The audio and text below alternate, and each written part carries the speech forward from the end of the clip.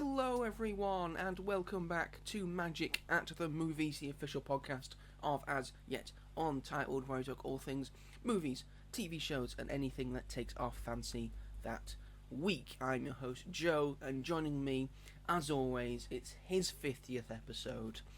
It is my lovely co-host Robert. Whoa. Hi everyone, 50 years. Yes, of yes, this 50 podcast. years we've been doing this podcast. Whoa. At least one every year. Yeah, well,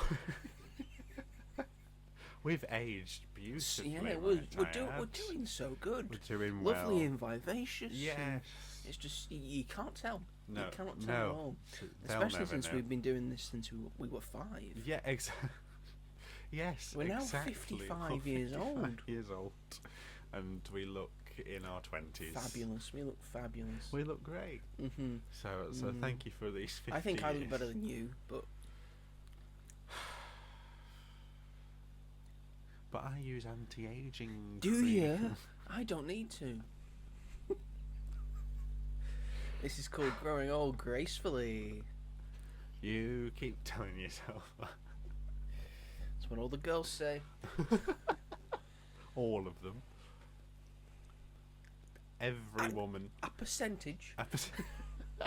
A percentage A of them. percentage. A percent. That's What you can't argue percentage? with that. TBH. Yeah, it's to be determined. TBH. To be... Why did I say H? Held? It's TBC. What does the C mean? Continued. To be continued. Oh dear. Okay. Well, yes, welcome back to Magic at the Movies, folks. We've both gone delirious during this for so long. Just trying to fill all of this noise and silence. You're a dickhead. For God's sake. You think you're funny, but you're not. Hungry eyes. Yeah, that's what he was showing me right there. It wasn't from his eyes. Anyway. Wow. Welcome back to Magic at the Movies, folks. Today we've got a pretty decently sized episode. We'll be talking about probably the big movie of the weekend. That will be Zootropolis 2 or Zootopia 2, depending on where you live. And then we might also be talking about another film that was in select cinemas this week and this week ahead. Thank you. Sorry. And then maybe some other stuff that we've both been watching. But first, before we get to our main event of the podcast, we're going to start this episode like we start every single episode of this podcast with our podcast. Oh my gosh. Gosh darling. Ew. With our regularly recurring segment of the show. What else are... What have you been up to this week? Thank you, Robert. You're welcome. Yes, this is the segment of the show where we talk all about what we've been up to this past week, what we plan to be up to in the weeks ahead, whether that's watching a thing, reading a thing, playing a thing, doing a thing, saying a thing, making a thing. Not saying a thing. You can say things. You can say things, I'm not denying that. In a public setting. What have you said this week? I did a monologue. To myself, in the mirror. Okay. It was from Hamlet. Okay, fair enough. Ian McKellen. Or Patrick Stewart. Or Patrick Stewart. Or Miriam Margolyes. Or Judi Dench. Who can't really see Maggie, anymore. yeah, it is a shame. That was a thing. That's why she's not in any films really anymore. Mm-hmm. Well, spirit will live on, Dame Oh, Judy. she we will. love you. We love She you will. always. I think her last film was that Alleluia one that I told you about. Mm-hmm. She was in staged. Oh yeah, that was a good point. She's in staged. Bless her. Mm-hmm. Anyway, with that out of the way, Robert, why don't you kick us off? What have you been up to this past week, or what do you plan to be up to in the weeks ahead? Well, I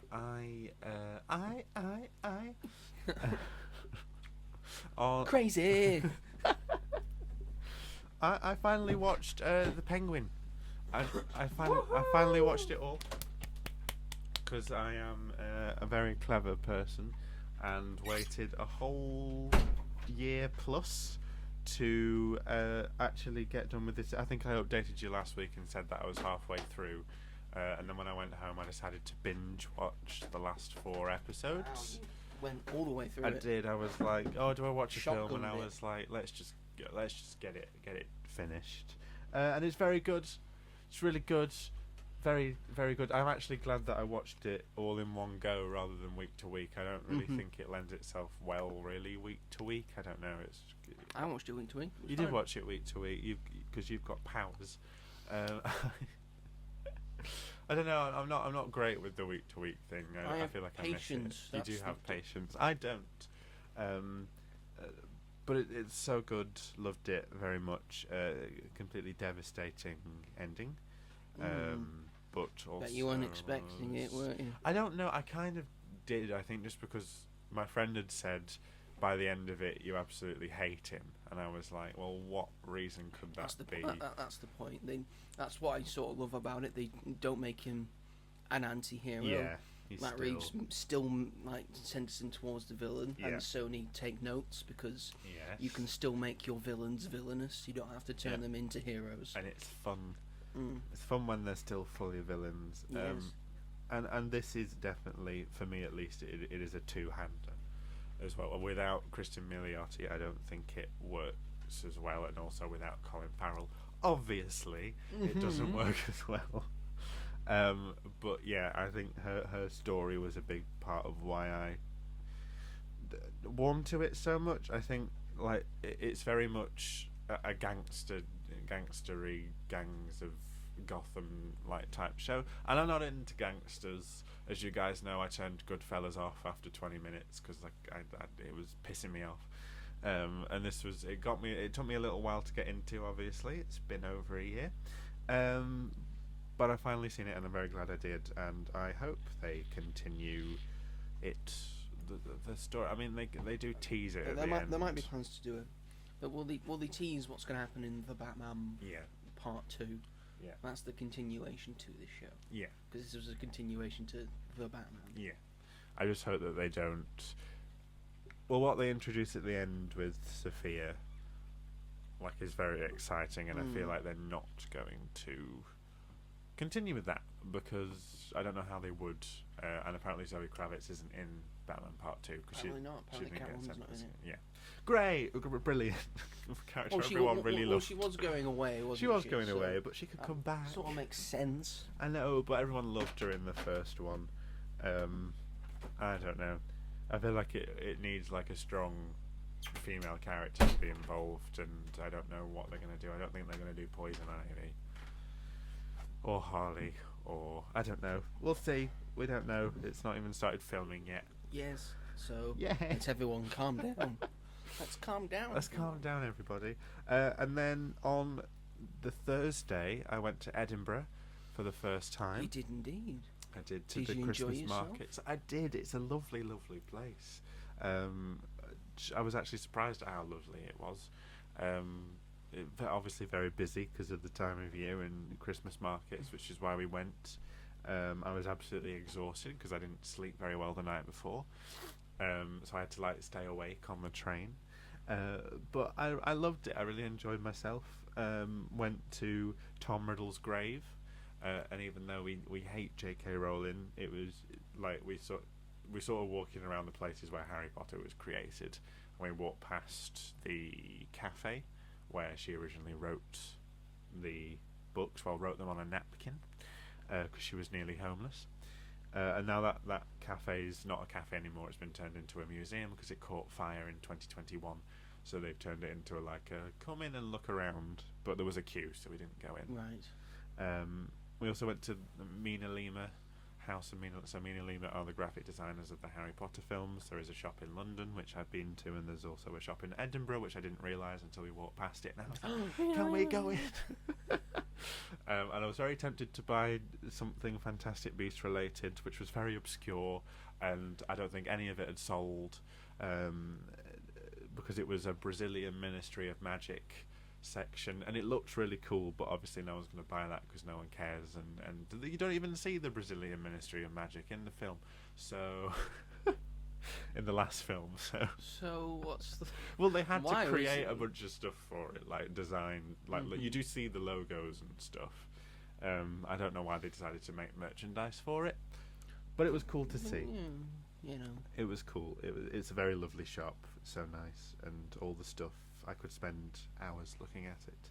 And I had a few mulled wines. Oh dear. Oh dear. Oh dear. What happened after those few mulled wines is what I want to know. Nothing. Ah, that's a shame. Sorry. Unfortunately, nothing. Mm-hmm. But I had a lovely time. I'd love to go back. It's just such a nice place. And then the day after, saw two films. One which we'll talk about later, and one which I thought. Why? Oh, yeah. Yeah. Ignore me. Yeah. Shut up, Joe. Shut up. Okay.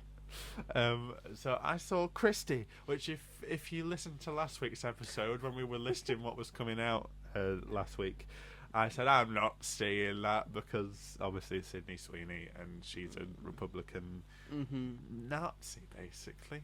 I'd sort of say. And I was saying, I think I will see it because I think she'll probably give a good performance, and I can see beyond political bias and all of that. So I just wanted to see the film for the film. Yeah. But I didn't end up seeing it.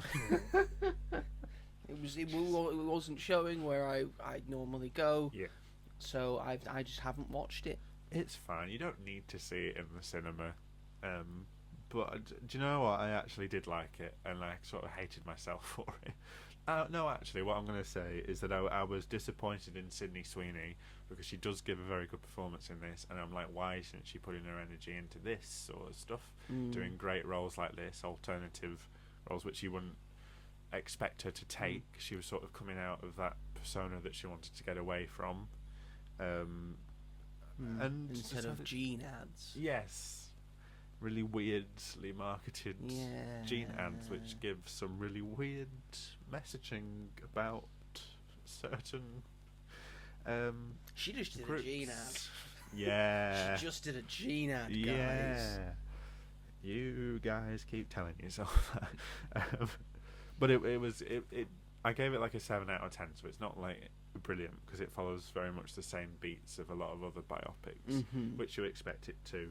But I think because I was expecting to really not like it, I was so surprised at how good her performance is. She very much carries the whole film on her back, I feel. And it's too long. It's 2 hours and 15 minutes. It does not need to be 2 hours and 15 minutes. But there's some like devastating stuff that happens in it. Really sad, horrible things to witness. But you know, it was good. It was a solid film. I liked it more than A Complete Unknown because something actually happened. Wow. And I liked it more than Springsteen because I felt it had better pacing.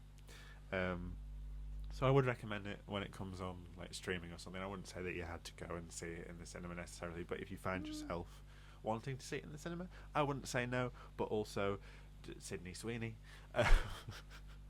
she just, that's the one thing that just really annoys me, that I was like, yeah, but in real life she's not like a great person. She's got political beliefs that really harm other people. I mean, I bet if you actually like spoke to her, she wouldn't be horrible to you. But there is also one thing that's just again, popped into political my head. beliefs are not like the be all and end all of certain people. No. I think some people, yes, Donald Trump republicanism. It's MAGA. It's taken over the Republicans and stuff. Yeah. But it's all right to still be a Republican.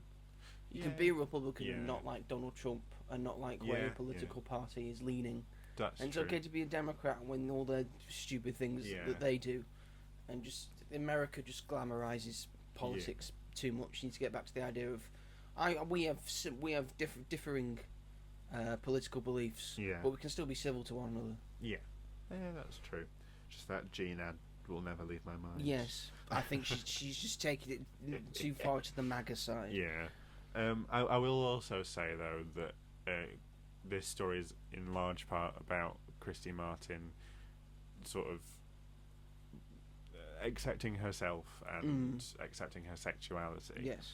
And while there are scenes of intimacy, I'm saying in like quotation marks. Okay.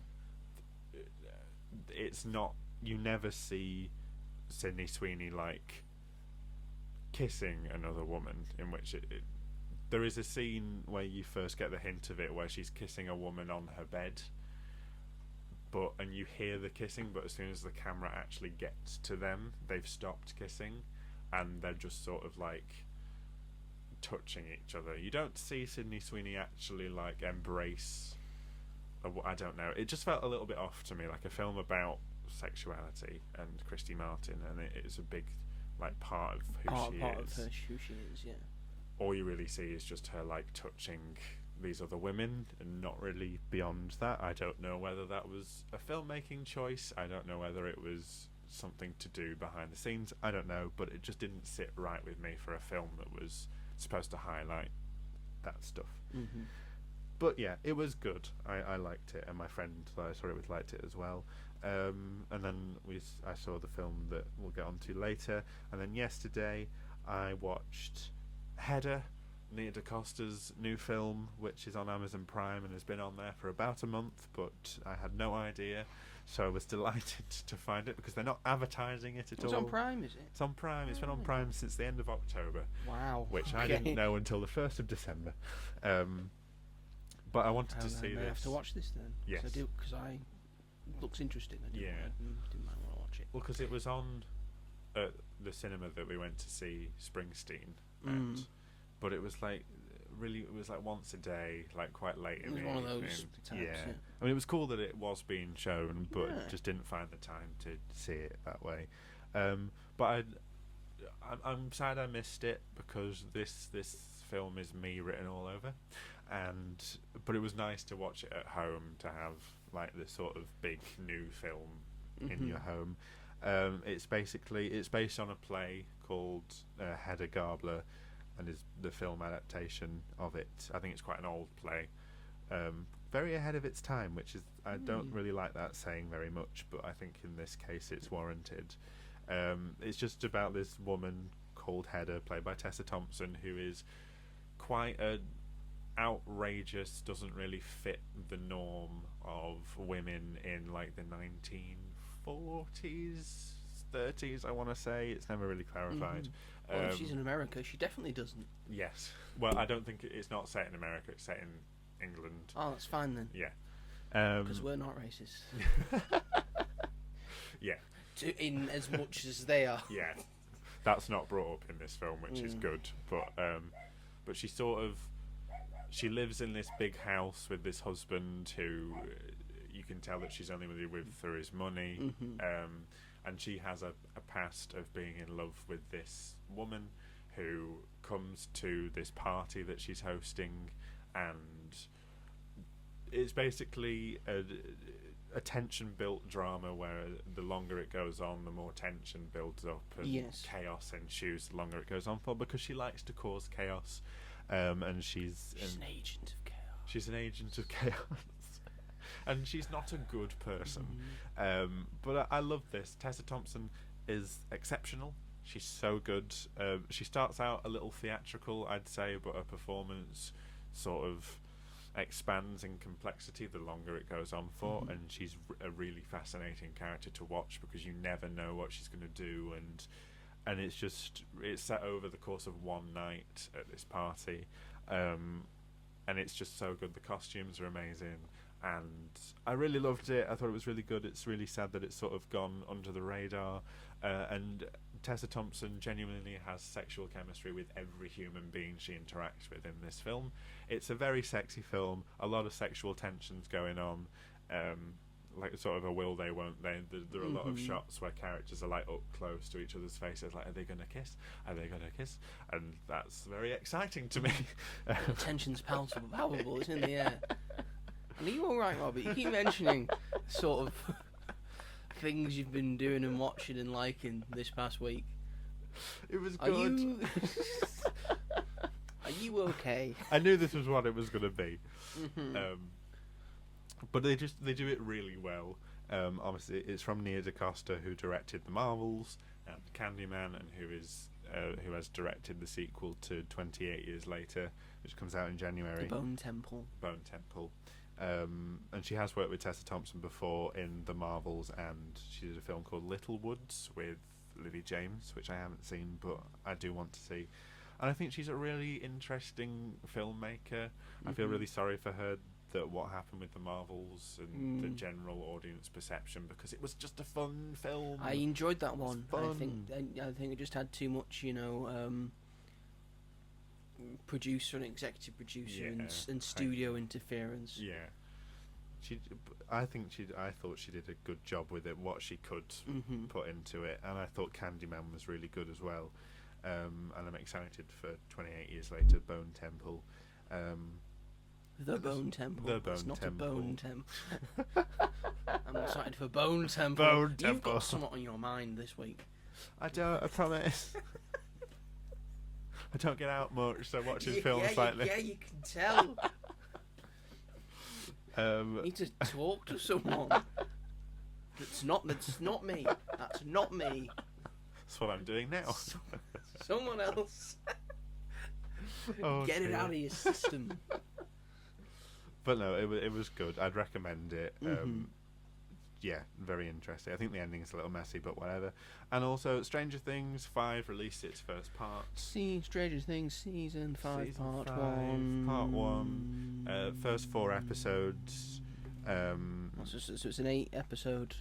Yes, 8 episodes. So Part 1 was 26th of November with 4 episodes. Part 2 comes out on Christmas Day with 3 episodes. And then the last episode comes out on New Year's Eve, which is like a 2-hour episode, which is playing in the cinema. I don't know if it is in the UK, but it is in America. I don't think I'll be able to see it in the cinema, though, which is really annoying because I'm working on New Year's Eve, and who wants to go to the cinema in the morning on New Year's Day? No one. And no one wants to work? No one wants to work. So I had hesitations about this season because it's been so long since season 4. It's been 3 years, which has felt like 3 years plus because it came out in the summer, season 4. And I was worried about it because I watched the trailer and the trailer didn't like wow me. I was like, oh, it just looks like the same sort of stuff, but a little bit underwhelming. The kids, quotation marks. The adults. The adults now. My God. So they're supposed to be playing 16-year-olds. They are in their 20s, these actors. Close and they enough. look like they're in their 20s. Close enough for Hollywood. Close enough. When they're walking around this high school full of actual actors who are the age that a high school student should be in America, they look like the teachers or the teaching assistants. And it does not look right. Luckily, there are not many scenes in the school because the action happens quite early on. So apart from that, and some questionable acting from people they obviously can't recast because they've been in it from the start. I wish they'd recast Noah Schnapp because he's shit. And a Zionist. So you should have led with the second bit. Yeah. Shit and a Zionist. But it's good. I've really enjoyed it. The first 3 episodes are the norm, what you sort of expect from the show at this point. But episode 4, the end of it was really fucking incredible, and it did make me very excited to see the next 3 episodes. So yeah, it's the last season. There's a lot of like, everyone's got theories and speculation, and there have been like massive things that have happened so far. I think they need to kill off a few people because there are too many characters, but it's good. It's good. If there are any Stranger Things people that have seen the rest of it that are on the fence, I would say give it a go. There's Maya Hawke's really good in it. She's given like more screen time this season, and that's really good because she's great. Winona Ryder's great. She gets like a really great Mama Bear moment where she fights off a monster, and it was brilliant. David Harbour's getting on my nerves. I think he needs to go. I think that's an unpopular opinion. That David Harbour is playing, David Harbour in the general? Character, yeah. The Hopper needs to. I thought, yeah, whatever. And apart from that, it is good. I'm excited to see where it goes, but it does feel like it's time for it to end. But I swear to God, I can just see them like leaving it on a cliffhanger or something, and I'm like, no, you said it was the end. Let it be the end. It's because it's so successful. But we want to do no. That's all Netflix No. cares about. That is all. If something is successful, they will make more of it until they don't have the same viewership numbers. And then they just cancel it. And then they just Despite cancel it. if they left on a cliffhanger Yep. or not, they'll just cancel it. No Chaos, money. Glow, This isn't probably making us as the much money. Umbrella Academy. Yeah. So we're going to make 17 more seasons of Stranger Things, 12 more seasons of Wednesday, and whatever the hell people watch on the service nowadays. I don't know. Squid Game, but real. Squid Game, that's gone. And people didn't even watch the last season. No, but real life Squid Game. Oh, That's yeah, the alive and well. challenge. Squid Game, the challenge. Keep doing that. Yeah, Stranger And Things. Formula One Drive to Survive. Oh, yeah. I'm fine that's still going. Right. So there's stuff. There's There's stuff. And there's stuff. films they That's the bring stuff. out which are good You're sometimes. just not the be all and end all anymore, Netflix. No. Stranger Things 5. Yeah. Can watch it now. A stellar endorsement. Stellar from Robert endorsement. there. It is good. It is good. It's better than I thought it was going to be. But that's me. That's what I've been up to this week. How about You have to Sam? do it in the middle of everything. Oh, okay. Okay. Aside from the obvious goings on in the movie that we were watching. Animals. The movie. Yes, Animals the movie. Most of my week has been taken up by a particular band. That particular band being the Beatles. Wes Banderson. Has he got a band? No, well there is. He there is should a ha- he should- tribute he should- band he should that have a goes around band. and plays his music, and they were in Called Preston Wes recently. Yeah. Banderson. I was sad I That's missed them. awesome. Yeah. Maybe my next week will be taken up by Wes Banderson. But this week, Sorry, go this week ahead. it was taken up by the Beatles because Disney Plus have released a 9-part series called the Beatles Anthology 2025. Oh. It's based on the Beatles Anthology that was released in 1995, and it's just a sort of updated version of that with newfound footage and stuff like that, and essentially chronicles the story and the history of the Beatles as well as it can be told from the beginning to the end. So from the late 50s, early 60s, right up to the early 70s, we decided to call it a day, and then having interviews with Paul and Ringo and George about the time in the Beatles, and then interview footage from John. Oh, that's cool. Because they did it in 1995, Yeah. and they couldn't ask John because he was dead. Yes. Oh dear. And they've just ramped this up as well, and they obviously can't do a new one now because in 2001 George Harrison also passed away. He died from cancer. So it was very poignant, it's very humorous. Oh, It's good. a great telling of the Beatles story. It's probably one of the best documentaries, especially about musicians and artists, that you can watch. Right. I think it's the nine episodes, all about an hour Right. long each, going through all the different eras of the Beatles. They're starting off and gaining traction, all the Beatlemania stuff when they decided to stop touring because they were sick of everything, Yeah. then they started doing the psychedelic stuff, and then they really got into doing all the big albums, some of the most popular, some of the greatest and well respected albums of all time, and then the cracks beginning to show, and then the eventual breakup and all that, and how everyone was feeling and how everyone was feeling about each other, Yeah. and all that, and then just seeing the relationship between all of them was just so very beautiful to see. And I just think it's very well worth a watch. It's on Disney Plus now. All 9 episodes are out now. I would recommend anyone watch it. Yeah.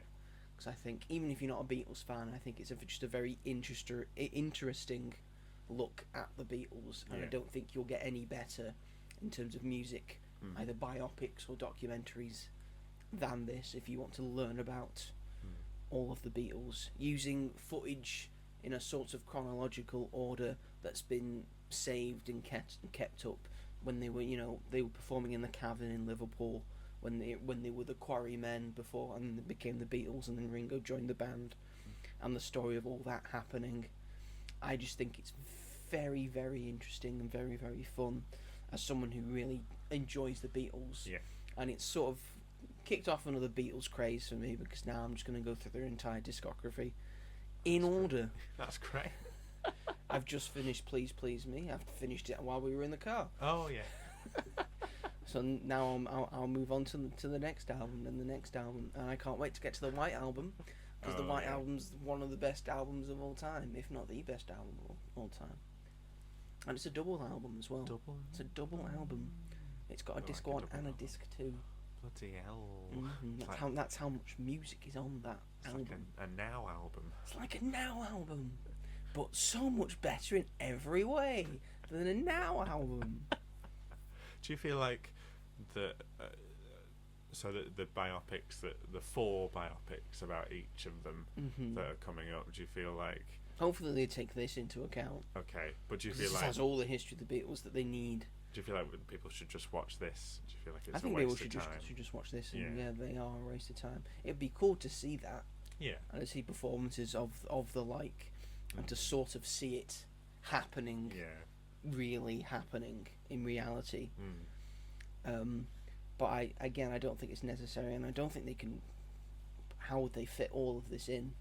Maybe that's why they're doing the 4, so they can focus on a single Beatle for each film, because they're all feeling different things. And all of that. So I think that's a wise idea. In practice, we don't know yet. Yeah. But I'm interested to see what is happening. So yes, that is the Beatles Anthology, and also on the Sunday, this past Sunday gone, I went with a friend from work who also wanted to witness Every Man for himself for the first time, get himself in a bougie cinema. Yeah. And we decided to watch Wake Up Dead Man, a Knives Out mystery.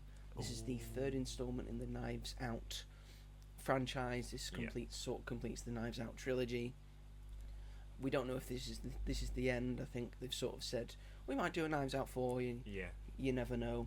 I think I would like Rian Johnson to do something else for a bit, and then come back to this further down the line, because I would like to see more of this, because Daniel Craig's back as Benoit Blanc, and I think he's still fabulous. Fabulous. He's got sort of longer hair now, and he sort of looks a bit dishevelled. Maybe Hugh Grant divorced him. I don't know. No. It looks like he might be going through a midlife crisis. Is all I'm saying.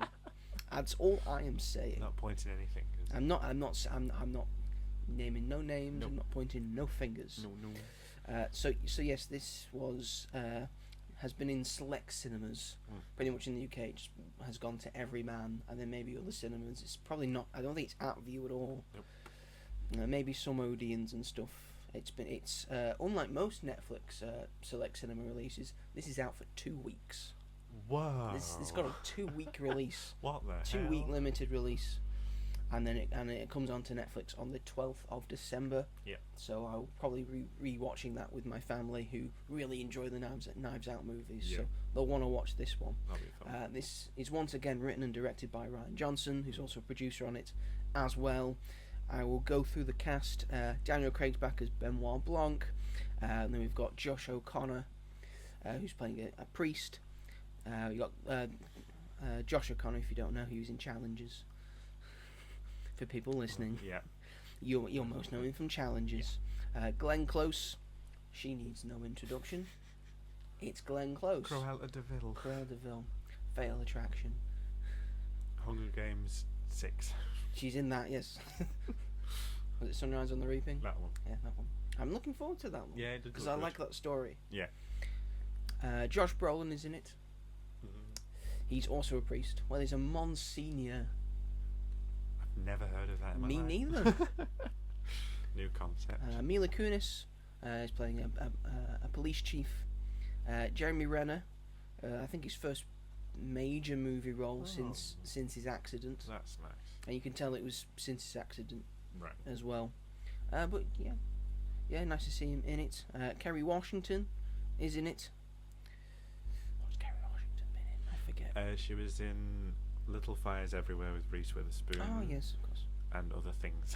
And other things. She was in the film The Prom. Andrew Scott is in it. Always nice to see. Kaylee Spenny is in it. Who's she again? She's in Pacific Rim, Bad Times at the El Royale, Okay. Mayor of Easttown. Right. She's in stuff. She's in stuff. We've got Daryl McCormack, I like who's him. who's been in Peaky Blinders. And the sex film with Emma Thompson. And the sex film with Emma Thompson.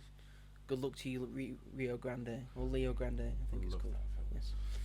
Thomas Hayden Church is in it. I think most people will know him as the Sandman from Spider-Man 3. Oh. That's Thomas Hayden Church. He's been in other stuff, But primarily. that's probably what people know him from. Jeffrey Wright's in it for a little bit. He's sort of cameo. Yeah. Sort of like the Hugh Grant of the thing. And then Noah Segan's in it again. I think Ryan Johnson likes putting Noah Segan in stuff Put him in. as a sort of bar owner. And then again, like all Ryan Johnson films, Joseph Gordon-Levitt also has a cameo. Yeah. He's the baseball announcer, Oh. apparently. So Joseph Gordon-Levitt he's either in a Ryan Johnson movie or he has a small role in a Ryan Johnson movie. That is the thing. It had a budget of $151.7 million. Jesus Christ. Currently, the box office made $3 million. Yay.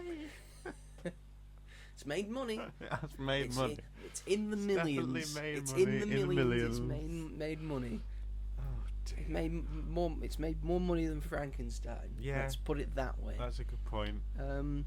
If you like the previous two, I will start this off with. I think you will like this one.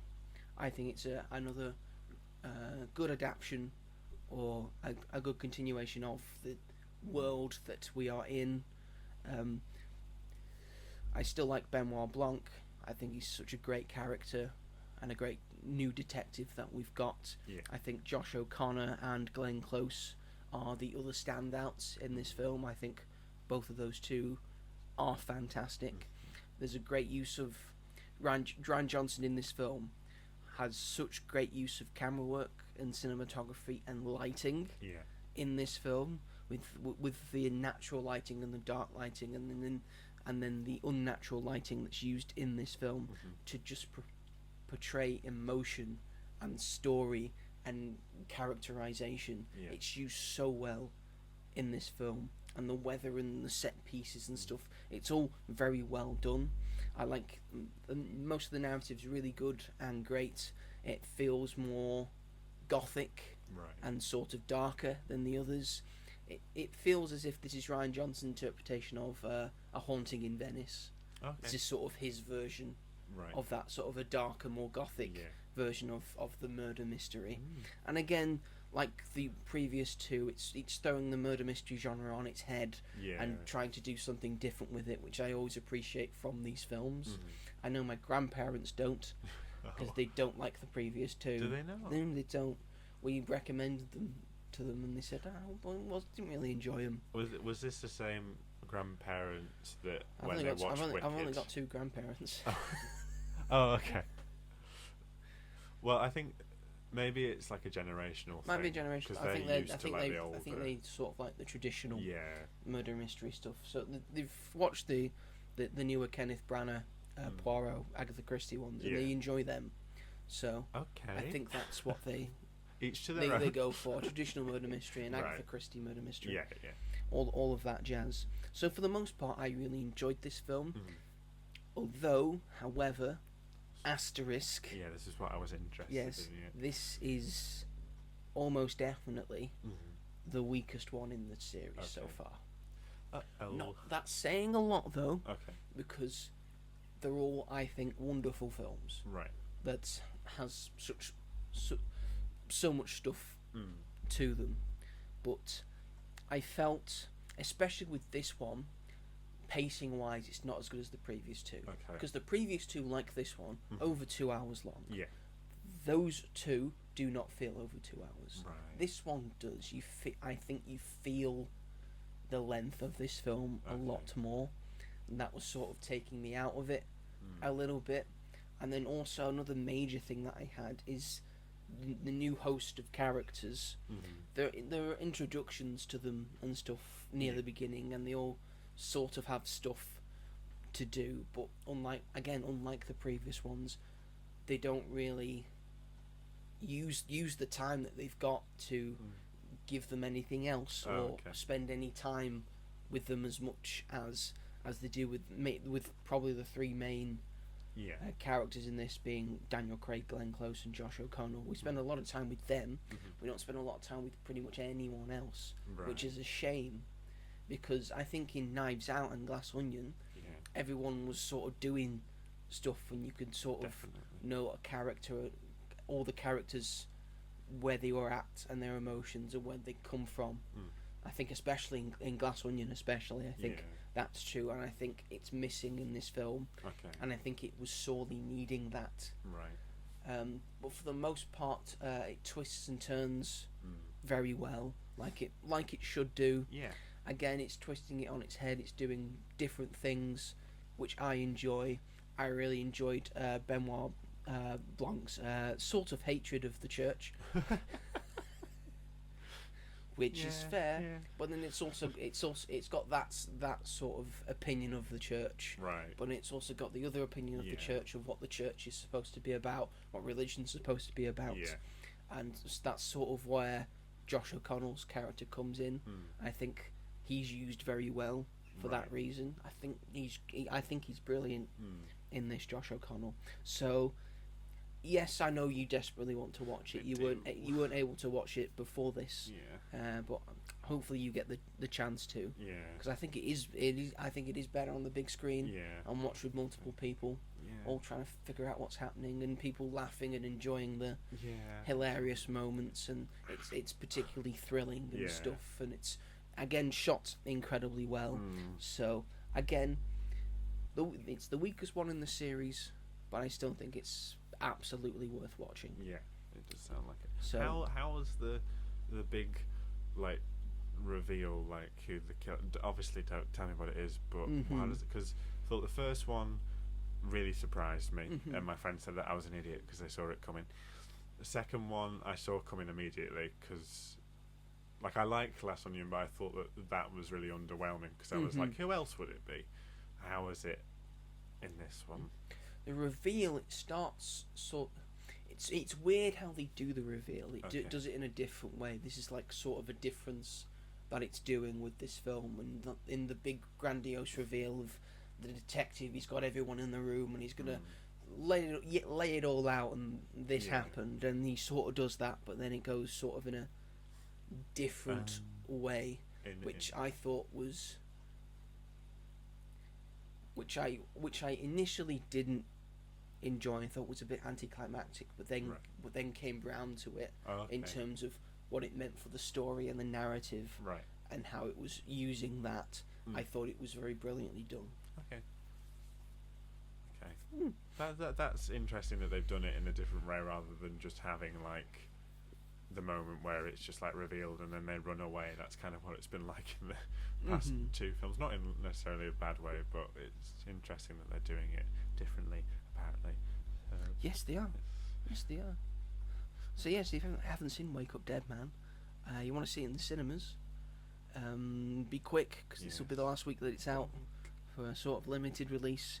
But then if you don't get the chance to, on the 12th of December, which is Friday next week, it will be out then. So there you go, and that's pretty much what I've done with my week. Ta-da. Shall we move it along to our main event of the episode? No. Okay, that's all, folks. Bye. See you later. If you want to hear about Zootropolis 2, now we ain't doing it. Go and listen to Joe's review. Yeah, I did a pretty good one, I thought. or read Robert's Letterboxd. That I wrote at the bus station. There you go. He's got it on his phone. Got it on my phone. I'll read it for you now. No. Also, before we get, I'm going to read some reviews for Wake Up Dead Man from Letterboxd. Yeah. Because at the moment it's got an average rating of 4 stars. I think that's the highest. Incredibly high. Trilogy. Incredibly high. 78,000 people have watched it. Okay, well, there's a lot more to come now. 36,000 have loved it. I've hearted it. Mm-hmm. It's got hearted it, and I'm just going to read a few reviews. Most of them are very long. This is a 5-star review. Oh, made for me, capital F filmmaking. Watched it at 9:30 a.m. and halfway through considered going to see it again tonight. Jeez. 2025 seems to be the year that several modern auteurs finally use their already established styles and stories to tackle the current moment. And though that's always been the case with the Knives Out franchise, this one is somehow made more potent by sublimating the concept and appeal of a guy like Trump without having to invoke him or make the metaphor feel annoying, kind of impressive. Ooh. Would you say that's true? Here's a 4.5-star review. I want 15 more of these. I want installments reaching Fast and Furious levels. 4 knives, 4's out. Knives out with the S for a 5. It's all there. As expected, a stellar cast developing an excellent unfurling mystery. Visually fantastic, just so fun. It annoys me this is only getting a 2-week theatrical release. I agree. Go see it in cinemas if you can. And here is another 4.5 star review. God is real and his name is Ryan Johnson. We love Ryan Johnson. We are Last Jedi defenders over here. Here's a 4-star review, and it's somehow bolder and zany than the first two, and I was quite surprised at the direction it took for a while there. Ryan Johnson has an almost Sergio Leone level ability for making the ending so cathartic that it all bizarrely comes together. Josh O'Connor is fantastic, Brolin is used perfectly, and Glenn Close gets some great moments. A lot of the other side characters don't have much to do, which is mostly a consequence of making them all loyal losers. There's a couple funny lines here and there for them, but they're not just not as interesting as characters from the previous two, which is where this film lacks. Still very much enjoyed it. And my review was all about my theory of Benoit Blanc maybe Good theory. having a divorce. I think he has. I really think he has. And he's killed him, and that's what the fourth one's about. That's what the fourth is about. Who killed Hugh Grant? Yes, but there's some reviews for Wake Up Dead Man. Moving on to our main event film, because we finally have, after 10 long years of fans waiting, we finally have another Zootropolis 2, or Zootopia 2. Why is it different? Do you know why it's different? No. Let's look it up. Let's look it up right now. Because it obviously costs them more money. Why is Zootopia called Zootropolis in the UK? The movie Zootopia is called Zootropolis in the UK because Disney stated it was to give the film a unique title that works for UK audiences. I think. However, it is also widely theorised that a trademark issue played a role, as a Danish zoo had already trademarked the term Zootopia. Fuck's sake. I was going to say, I think most kids call it Zootopia because of what they see, like in all the marketing and stuff. And on Letterboxd, it's Zootopia. I've changed the poster so that it is Zootropolis 2. You can change the poster if you pay £50 a year. I'm not paying £50 a year. Fuck that. What I can get for free? No. It was a bop. It was a bop. Another Shakira bop. Yes, Zootopia 2 has been released into cinemas, or Zootropolis 2. It's directed by Jared Bush and Byron Howard, who I believe directed the original Zootropolis. It had a budget of $150 million. That's how much it takes to do an animated That's a lot of animation these days, and a lot of money spent on a lot of people, which we will get to in a minute. Oh my gosh! And currently at the box office is sitting at $560.3 million. That's insane. This is one of the big ones of the year. That's the obviously most people of that's come from China, because it's Year of the Snake. It's the Year of the Snake, and that works for China. Yeah. So yes, so let's go through the voice cast, shall we? Oh my god. We've got Jennifer Goodwin back as Judy Hopps, Jason Bateman back as Nick Wilde. Then we've got Ke Huy Quan as Gary DeSnake. That's his last name, DeSnake. We've got Fortune Femster as Nibbles Maplestick. She's been in a lot of very, very funny comedy shows. Yeah. Andy Samberg is in this. We've got David Strathairn. Shakira's in it. Idris Elba is back. Patrick Warburton is a new mayor. Yeah. Mayor Brian Wind Dancer. He's a stallion. He looks so sexy. He's the Arnold Schwarzenegger. Shows that horses are sort of sexy. People think horses are sexy. Quinta Brunson is in this. She stars as the main character in Abbott Elementary and writes Abbott Elementary, so I was very excited. She stars as Dr. Fuzby. Yeah. We got Danny Trejo in this. Who does he play? He's Jesus, the plum basilisk. Oh, right, okay. Oh yeah. I remember now. Did you not notice him? The one that runs funny on the water. Nate Torrance is back as Benjamin Clawhouser. Who's barely in it, by the way. He's barely in it. In like 2 scenes. Would have liked to have seen him more. Bonnie Hunt and Don Lake are back as Judy's parents. Michelle Gomez is in this as Captain Fern Hogbottom, who's a razorback. We've got David Fane as Truffler. We've got this is my favourite cast part, because we've got Joe Anawai as Gene Zabraxton, and Phil Brooks as Gene Zabrowski, who formed the Zebros. Joe Anawai is and Phil Brooks are often referred to by their stage names, Roman Reigns and CM Punk. I've never heard of both wrestlers from the WWE. Oh, okay, okay. And a funny thing that happened this past weekend, there was a Survivor Series was happening in the WWE, and they were in a team together. And at the end, they had a sort of mute. This in characters, they sort of don't get along, but at the end, they sort of had they picked each other up, and then they had a fist bump, and then some people in the crowd started chanting "Zebros," which I found very funny. That's quite cool. They're probably my favourite thing from this new film, the Zebros. Stephanie Beatrice is in this as Bloats, a hippopotamus ZBD cop. Right. She's one of the hippo cops.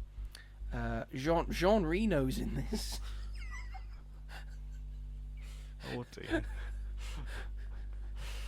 He plays 2 goat cops. Right. Okay. Alan Tudyk as Duke Weaselton, who is in the film for 5 seconds. A French raccoon chef. Milt Cole and a reporter. So he's doing multiple things. Both Macaulay Culkin and Brenda Song are also in this. John Leguizamo is in this as a giant anteater smuggler. That'll be on Mission Zach's podcast. Yes. Tommy Lister Jr. is in this. Maurice LaMarche is in this as Mr. Big. I love Mr. Big. I'm not done. So many people. Raymond S. Percy as Flash Slothmore. He's back. Jenny Slate is in this. Back as Dawn Bellwether. Josh Dallas as a frantic pig. Tommy Chong as Yak, who is a yak. I was Yak. O'Leary Cravallo is in the anti-venom pen that's owned by Gary DeSnake. She's the anti-venom pen. O'Leary Cravallo is the voice of Moana. Who should be the live-action Moana, if I'm honest. But she's too old. I think they're going for. Boo. Blake Slatkin is in this, an American songwriter. He's a sheep. We've got Nick DiGiovanni, who is a chef, who is in this, apparently. How much money did they have? Yes. Bob Iger's in this. Oh my god! How's he wormed his way to this? Disney CEO Bob Iger voices Bob Tiger. a tiger weather forecaster. Oh my god, he's got He's like a the- proper speaking role. Yeah. Amanda Gorman, an American poet, activist, and model, is Deandra Bambino, a giraffe reporter. These are so random. Yes. Ed Sheeran. as wait for it. Ed Sheeran, a sheep. I knew it was going to be a fucking sheep. So the sheep hairdresser Yeah. that you see, that's Ed Sheeran. Oh my god. We've got Yvette Nicole Brown as EMT Otter, a North American river otter, and Baroness Bear, a brown bear who's a guest at the Zootopia Gala. I think it's the one. I think it's the one that Nick Wilde seduces. They had a whole article about that she was voicing Baroness Bear whatever, and she's in it for a second. June Squibb's in this. Yeah, I remember hearing her voice. As Gram, Judy's grandmother. Rachel House is in this again as a giraffe. Who else is in this? Mario Lopez is in this as a wolf reporter. Michael J. Fox is Michael J. the Fox. Yeah. Mark Rhino Smith is in this. Guess what he plays? A hippopotamus. No, it's a black rhino. Oh. And he plays a black rhinoceros. His middle name's Rhino. He is black. There you I'd go. take that why you will. Josh Gad is in this as Paul Moldebrandt, an ornery mole who works as the Zootopia Police Department's IT expert. Oh, okay, I remember him. That's Josh Gad. Peter Mansbridge is in this as Peter Moosebridge. He's the news anchor.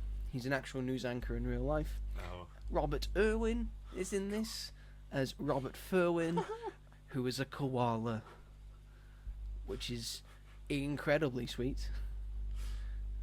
Anika Noni Rose is in this as a mouse. Okay. Before, as we discussed before, Mae Martin, who's a Canadian comedian, is in this as a guinea pig. And Dwayne Johnson also makes an appearance in this film as Zeke, an accident-prone Dick. Like what? Who gets what? stuck in the trombone and you barely hear him. But apparently that's Dwayne Douglas Johnson. That's his middle name, apparently, Douglas. I did not know that. How did I not know his middle name was Douglas? Dwayne Douglas Johnson. I see why he changed it to The Rock. Douglas. The Rock. Anyway, that's the extensive voice cast of well-known people that are in this movie that are making somewhat cameos. With all that being said, what do you think of the movie? I actually think that's just so stupid. Like Have that many because people. why? Like you can't even recognise half of them. It's like, oh my, like Dwayne Johnson being like one of the fucking they get stuck in the tuba and you can't hear properly. What's the point? I don't get they would have to have paid him for that. Just like it's fun having some of them in it, like for notable cameos. Mm-hmm. Like Bob Iger as the weathered tiger, like that's fine. What? Because it's Bob Iger. Yeah, but at least he had like Oh, a proper segment. Let's get some dickheads in here instead of these nice people to give nice cameos Yeah, to. I guess so. But I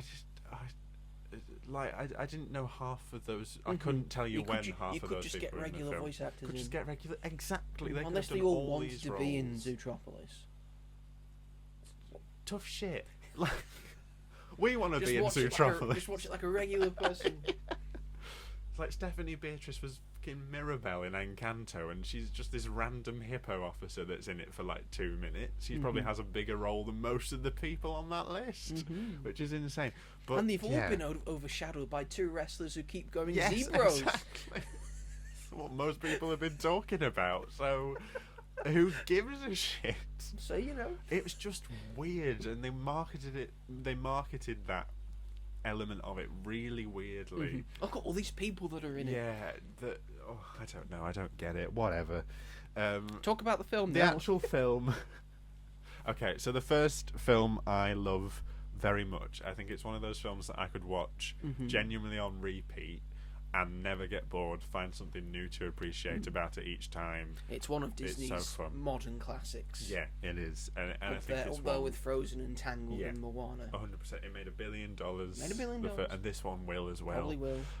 But I don't think this and is will as stop good. Wicked from making $1 billion. It will stop. Yeah, which Wicked's not doing that great this week, which is a shame. But whatever. It's a different everyone film. went and watched this. Did you not hear the box office? But funnily enough, in America they did the same like opening weekend, Wicked and Zootropolis too. So I don't know, but China is helping it significantly. And I do like this film. I think it's very fun. I love seeing Judy and Nick together again. I gave it 4 stars because I would watch it again because it is fun.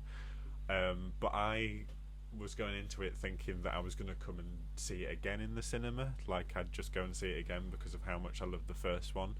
But I kind of don't feel like I need to see this again in the cinema. I will watch it when it comes on Disney Plus with my mum or something because she likes the first one. But I don't feel the need to see it again in the cinema. Did you know they've put Shrek and Back to the Future on Disney Plus? Yeah, I don't know How does that they've work? done that. Especially Shrek, like how. Also, why do you need to add stuff that's not yours onto your streaming platform? know. You have everything Disney. Yeah, literally, and it's just the first Shrek. Like, is it not on Netflix? It usually is. Most people or probably got on Prime, DVD. On DVD, exactly. That's also weird. But it is a good film, and it's got a lot of great stuff in it. Seeing Nick and Judy together again is worth it on its own, in my opinion, because they're such great characters, and I love the way that they're developed and how their relationship develops in this film. I think for me, that's probably my favourite part about it, is their development, because it's significant. It's not like just sort of brushed past. Like they go through things together, and their friendship is sort of tested and questioned, and they do it very well. But just make them kiss, you cowards. That's what I wrote in my review. You absolute cowards. Because they've got such That's tension. what it is. Another platonic. That's I know. what they're saying, what they're doing. That's not a platonic relationship. I know, exactly. Like when he sees her in the yellow dress, and he's like, "Wow, So, but who knows? Whatever. It's reminding me of that ASDF clip. It's just you, me, and the moon. Hey, you guys should kiss. That's how I feel.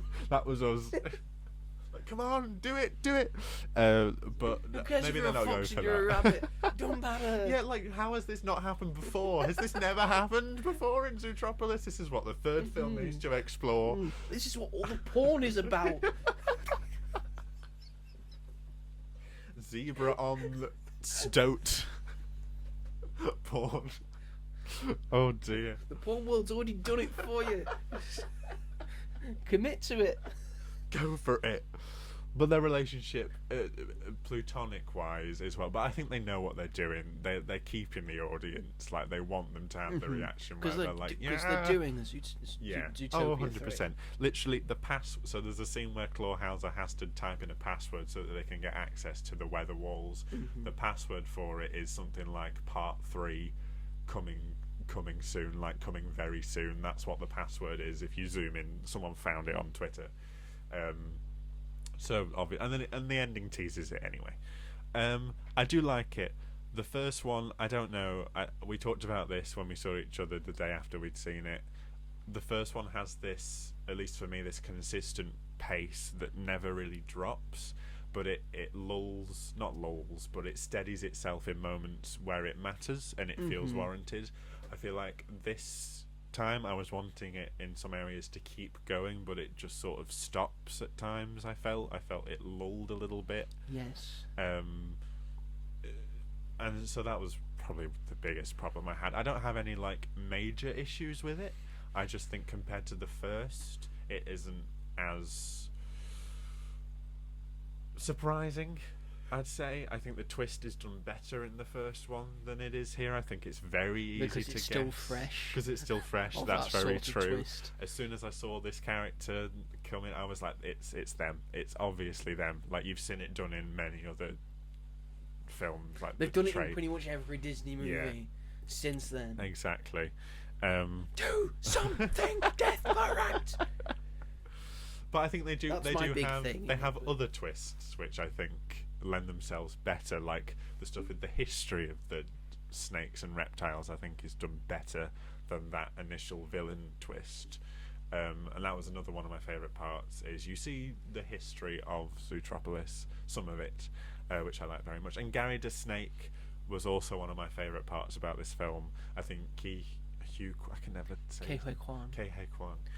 Ke Huy Quan. Ke Huy Quan. He does such a good job as this character. He's the most adorable, lovable snake, and what I love about him is an adorable, lovable man. Adorable, lovable, but he very much is. But I like that he was also that, but he was also doing something about his situation, and that he was like putting his life on the line. I thought that was really great. I liked the stakes in this. I thought it was very well. Like a lot of the characters are like, kill them. I think that's quite cool to see in an animated kids film. That's dark. That's like, it came out of nowhere. Kill them. Girl. There are like multiple scenes where they're like, right, we need to dispose of these people, and it's like, oh my god, that's intense. But I like it. It's very colourful. It's stunning to look at. I like exploring new areas of Zootropolis, even though I think we only explore like a couple new places really compared to the first one. But obviously the first one is an introduction. I did like it. I had a lot of fun with it. They've got a lot of great jokes in it. I think the animal puns were a bit too much this time around. I feel like they get the balance right. It got to you this time. I was like, okay, yes, we get it. It's animals. We know you're animals. And yeah. But I think also, like, all the other characters, apart from Judy, Nick, the beaver character, and the snake, and the lynxleys, like, every other character, like, has barely any screen time. I can't remember the name. Gary. Sorry. Gary the Snake. I understand the lynxleys you couldn't remember, and the beaver. Can't remember a snake called Gary. It was just in my head. But I think all He's the called other Gary. No one's called Gary these days. It's a dead name. Are they trying to bring it back? Does Bob Iger have a friend called Gary? I imagine so. He's that age. I'm going to call my child Gary after Gary the Snake from Zootropolis 2. But I feel like apart from them, like all the other characters that you saw, like Chief Bogo isn't in it as much as he is in the first one, and I like Chief Bogo. I think he's hilarious. Orange dog. Funny, that's one of my favourite lines. And yeah, and I know that like they're putting attention on new characters, but there were characters that I loved in the first one that I wanted to see more of. Part of me kind of thinks, did they do this film and put a snake in it and put it out in 2025 because they knew it was going to make them a lot of money in China, and China is a big thing for the box office? Yes, I'll stop you there. Yes. Yeah. Yes. So I feel like that's maybe the only reason. Absolutely the reason. Because they were like, oh no, some of our other stuff hasn't done that great. And Bob recently. Iger was in this film to make sure it happened. Yeah. I'm in the recording studio making sure. Everyone's making sure this snake is here. Yeah. It's all about. I just want it to be about snakes and reptiles. I love snakes and reptiles, and so do China in 2025. Just saying, just saying. I'm just gonna leave that there. I'm gonna back out the door now. I've done my recording. But am I a tiger? Yeah, that's cool. Yeah.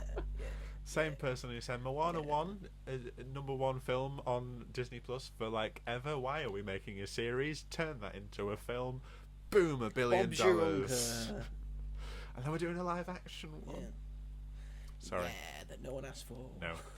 So it's been what, 2 years? Yeah. Once it comes out, 2 years since our last Moana film. Less than 2 years. Less than 2 years. Like a year and a half. And then they're doing the first one again. It's going to confuse people. And then they're making Children a are third going to be one. confused.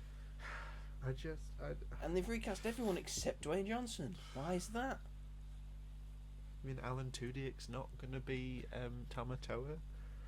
He'll probably be Hey Hey. God, who looks terrifying. It's an uncanny valleyness to Hey Hey. Yeah. Oh, I'm not excited about that Me anyway. neither. I was more excited about Snow White than I was for that. But And Rachel Zegler. It did. That's a good point. But yeah. Oh gosh, I'm gonna sneeze. Oh, he's got the sniffles. He's got the sniffles. Sneeze over there. Don't do it into the mic. And there we go. Out, you vile demons! Out! Out! Get out of me! I don't want you in me. I don't want Get you out. in me anymore. Just get out, you know. Oh dear, I apologise. It's all right. It's going around. It's December. We haven't mentioned it's December. It's Christmas time, folks. Do you Hope remember? you're feeling Christmassy. Not yet. You're not feeling Christmassy I don't have my yet. Christmas tree up You yet. don't have your Christmas tree up yet. Nope. We've had them up for weeks. I know you have, and I'm very jealous of that. We got fucking 3 of them. I know. We've only got one, and we're like, when do we put it up? I don't I'm know. not that working class. I'm obviously very middle class. It pains me to say, I'm not one of you. One of us. No, I'm above you. Look down I at have you. 3 Christmas trees. Patoy. I vote Tory. Patoy. Tory. But yeah, I did like it, and I will watch it again when it comes on streaming. Mm-hmm. If someone says, But it's like, not. But it's oh, not like Wicked, which you've seen 5 times. 3 times. 3 I haven't times. seen it since, but I do plan to see it some more times. My mum wants to see it, and then when a friend comes home from university, they also want to see it with me, and I will gladly do that because I think Wicked is just a better film as well in general, and it kind of annoys It me. is. Yeah. that- It is. Yeah. I can tell you it is. Yeah. You have a lot less kinder opinions than I do, I think, with this film. This film is fun. Yeah. It's exactly pretty much everything it needed to be. Again, I've only recently re-watched Zootropolis. It was this year you showed me Zootropolis for the first time. I think. Forced me me and your to. sister forced Yes, you to. held me down and watched it. And like I said, it is a modern classic for Disney. It's incredibly well done. It's such a great film. Yeah. And that was always going to be a high bar to reach for. 100%. And it doesn't get there. No. It doesn't get there at all, despite it has better characterization. And I like the relationship between the bunny and the fox. And again, new cast of characters I really enjoyed. Like I said, I really enjoyed the Zebros in this. Yeah. I think they were one of the best parts of the movie. Zebros! My name is Gene. My name is also Gene. Zebros! Again, the new introduction of different animals and stuff in different areas. And it looks great. It does. The animation is still really perfect. And all that. It's not as seamless and well put together as the original one was. Like I said, the twist villain was, it was, wasn't well done over and over again when the first time they did it. Now Disney have done it over and over again, and I'm kind of sick of it. And you could really tell who was going to be the twist villain in this. Yep. Pretty much from the start when you first meet them. So I was like, it's him! It's them! It's him. It's clearly him. It's clearly him. Clearly him. There was a lot of good references in this. Oh, yeah. Like, I really enjoyed the reference to The Shining that they had in it. That was so good. It was so well done as well. It was like shot for shot. I was not expecting it. I just thought, it's a maze. Hang on, he's holding around the maze and he's holding And a there's thing. snow. On a thing in the snow. That's The Shining. Holy shit, that's The Shining. Well, it cuts to his face. Yeah, I was like, it's that's The so Shining. good. So that was fun to see. But unfortunately, again, so many things were taken out of it, like the sort of the twist villain. I didn't enjoy. Again, it's mostly a writing thing. Yeah. That I did not like with this film, because the writing in quite a few moments isn't good at all. It's very word vomity. I think you'll agree. It's sort of talking down to you, and I hate it when a film talks down to me. Of just explaining things too much, over-explaining things, and then you keep over-explaining the same thing in a different scene, and that happens a lot. It happens a lot near the end as well. And I know it's for kids, and I know I understand it because I'm older, and I know it's for kids, but I think kids understand it as well. I think you're talking down to the kids as well, and kids hate to be talked down to. So I don't know how that's going to react on most kids, but I'm not as down on it. because of that. Writing's a big thing for me. Yeah.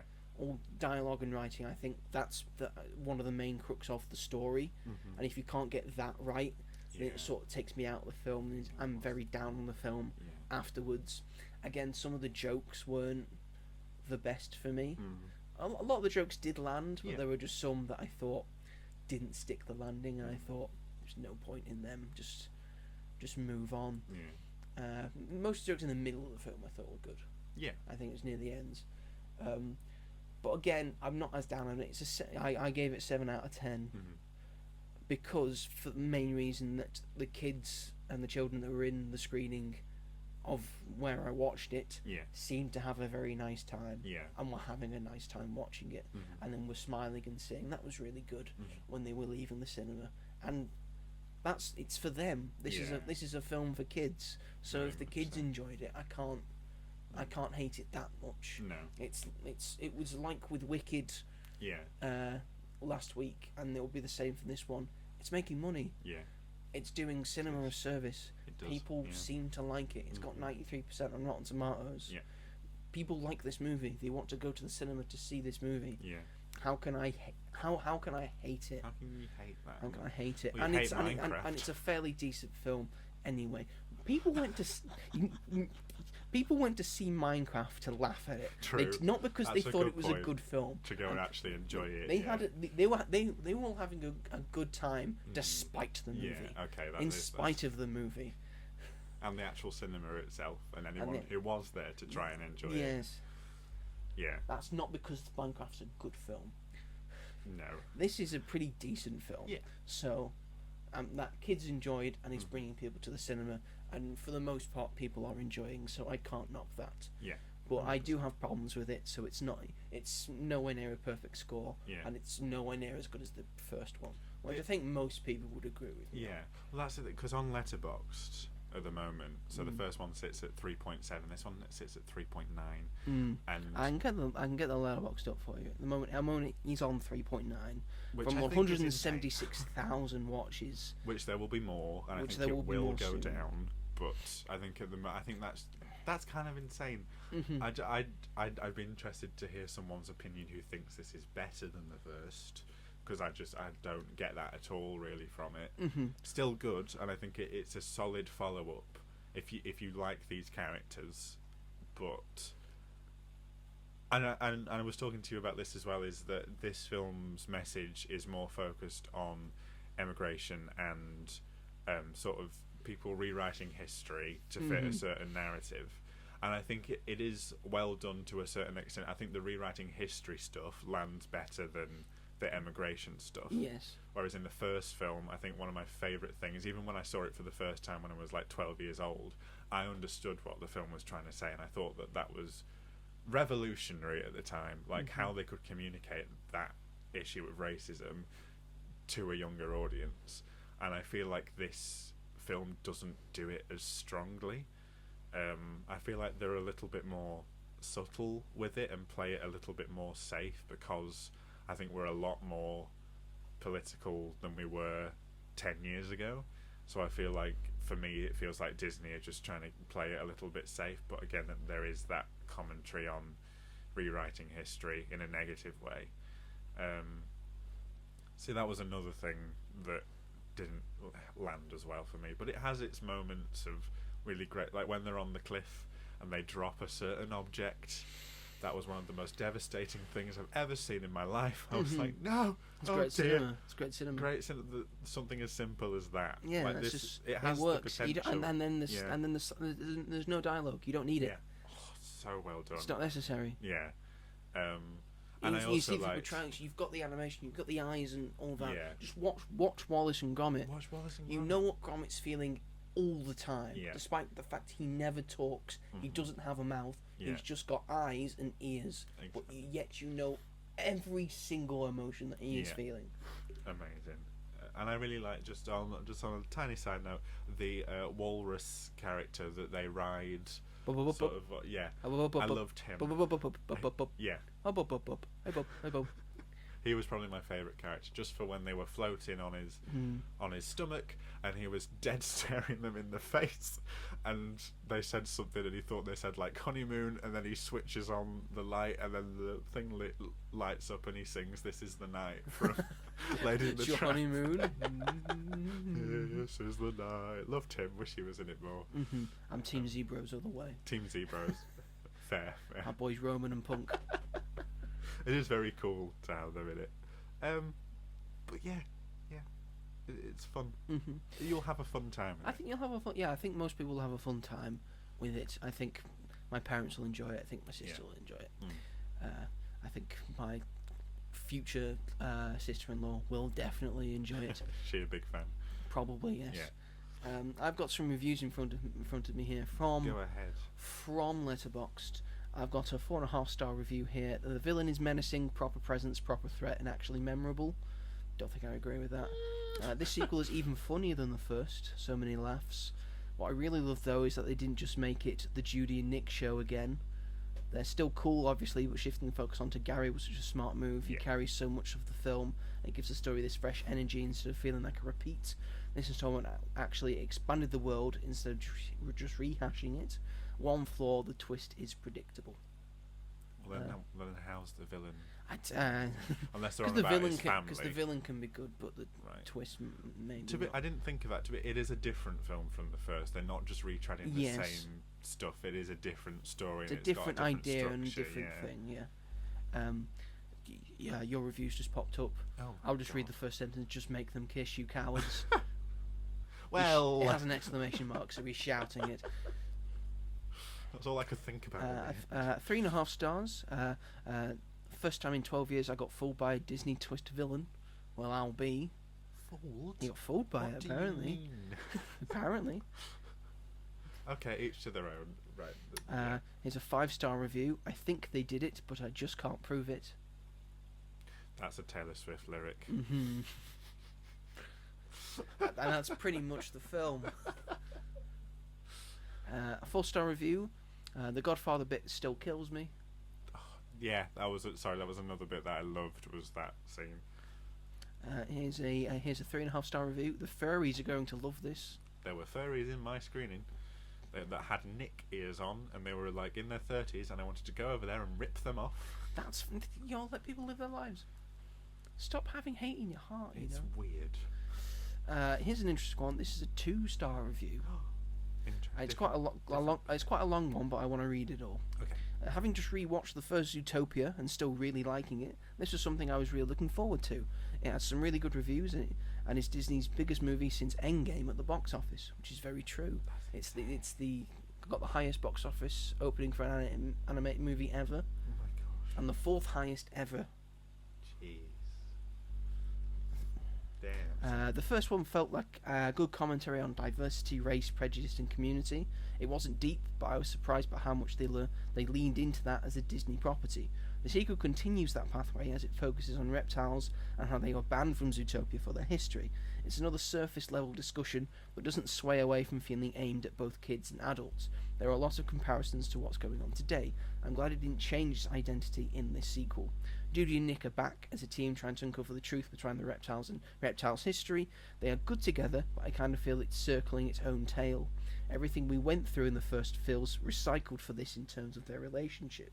The thing that didn't connect with me this time around was the side characters. It throws in a lot of cameos from the first one for very little reason, and the new additions don't feel as funny or charming. Disagree. Did you not see the Zebros? Gary the Snake. Gary the Snake. They kind of feel dumbed down a bit for comedic effect, and it makes the runtime stumble a bit. I feel like a good 15 minutes could have been whacked from this final edit.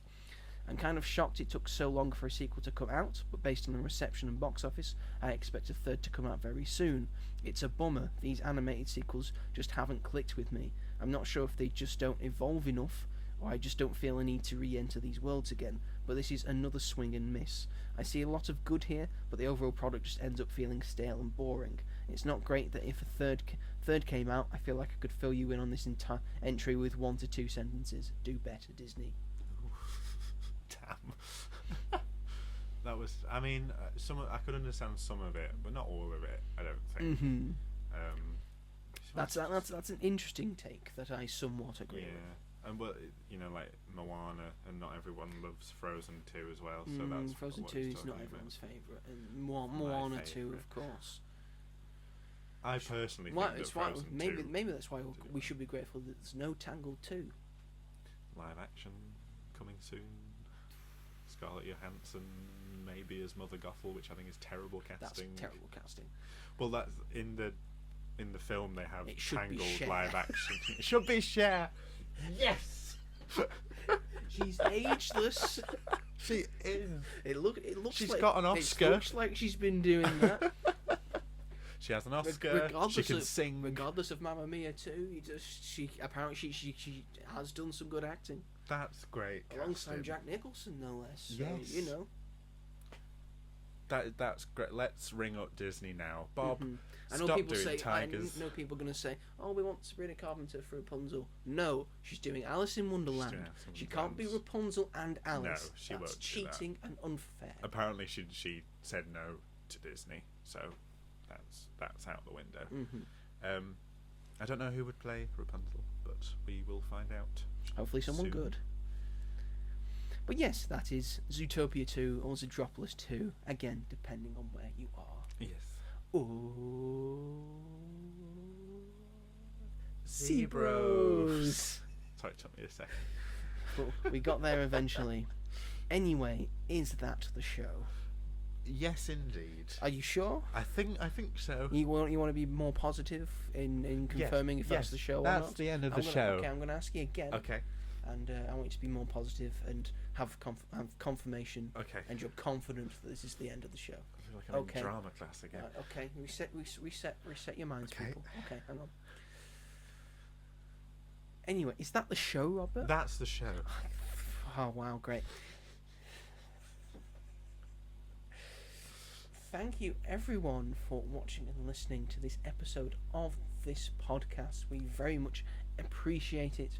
If you are watching this on the YouTubes, then feel free to like this episode and then subscribe to the As Yet Untitled channel, and then push the bell notification so you never miss an episode of this podcast or of any of the film reviews that I do that are available on the YouTube Shorts section of the channel. I have done reviews for Wake Up Dead Man and Zootropolis 2 as well.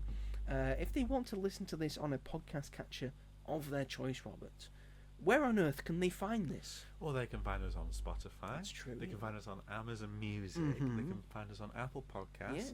Also Sony Podcasts. Yes. And wherever else they may listen to their podcasts. Thank you very much, Robert. You're welcome. If you want to get in contact with us, we're both available on Letterboxd. I am Ginge101 on Letterboxd. I am Rob on Film. Feel free to peruse and I'll Letterboxd. I'd probably just do a funny sentence or something. Which But is Robert does a very good reviews on his Letterboxd. Feel free to Thanks, check Joe. them out. He has one out.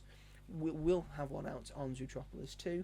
Yeah. Feel free to check it out. We're also available on Instagram. I'm the Mighty Joe 888 on Instagram. It's a different thing. Don't think about it. Don't think about it. And I'm Rob G. Hall.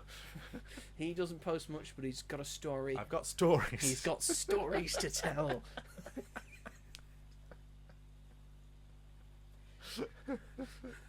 And they're mainly it's like saved, an so you old can man go in a look at corner. them. He doesn't have much, Don't have much. but he has stories. I have stories to tell. Yes, so on both of them, feel free to get in contact with us. Whether you like a thing, dislike a thing, want us to cover a specific thing, want us to answer a specific question, we shall do so next week. And there's not much probably. I have things that Things. booked. I'm not sure. I think mean, you'll see. Five Nights at Freddy's 2 is coming Yes. out, but I don't want to see that, and I I'm probably seeing won't it. see that. That's fair enough. I may see thinking about Christy during this week Christy. if I have some time. Eternity also comes out with Elizabeth I Olsen. thought it was coming out the week after. Nope. It's great. They've moved it up. This week. It's out this week. I'm Don't checking worry. that. I've got tickets booked. Don't you I'm worry. checking that. I'm checking that. I'm also seeing. I'm checking that right now. I'm checking that right goddamn now. Do you want to see my ticket? Because otherwise they would, because they've moved up. Otherwise, 5th of December. It comes out on the 12th. Well, comes out on look the at my 12th. ticket then. It comes out on the 12th. Look at it. Comes out on the 12th. Well, that's Comes wrong. out on the 12th. No, grumble, grumble, grumble, grumble. Grumble, grumble, grumble. There. 5th of December, you're 5th seeing of Eternity? December. What the hell? Is it an exclusive screening? Was that the only screening? Nope. They had Playing multiple 3 screenings. times at Odeon that day. Wow. What about the day after? Yes. The day after that? It's playing. For some reason, I don't know what's gone wrong there. What but the hell? I thought it was coming out next week IMDb. as well. It's fine. I'll probably also see Kill Bill, the whole bloody affair. Me too. As That well. was the other thing. As well. So we'll We've still got things. we'll still have stuff to talk about. Stuff to talk You know, about. that sort of padding couple of weeks that we need to get through until we do Avatar. Avatar, which I've heard is not great. Woohoo! Press screenings were last night. It's gonna happen. I'm not gonna have the stomach anymore. Depends how much money I it hope it makes. bombs. It could do, to be It fair. could do, but it probably won't. Anyway, yes, that is the show. Thank you everyone for watching and listening to this episode, and we will see you all in the next one. Goodbye. Goodbye.